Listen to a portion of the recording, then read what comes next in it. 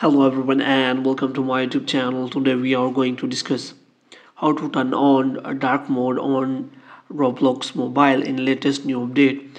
So which means if you want to use Roblox mobile game app in a dark mode, so how you gonna do that? For this what you have to do, you have to simply watch this video completely. So without wasting any time, let's start the video.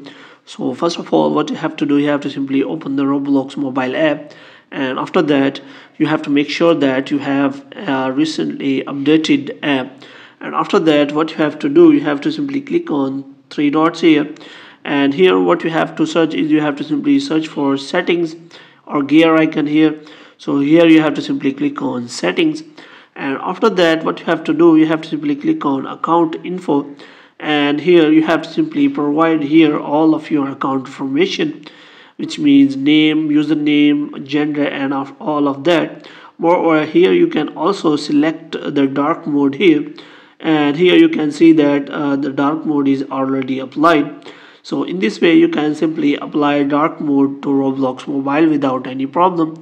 So hope you have liked this video. If you get more videos like these, you can subscribe our channel.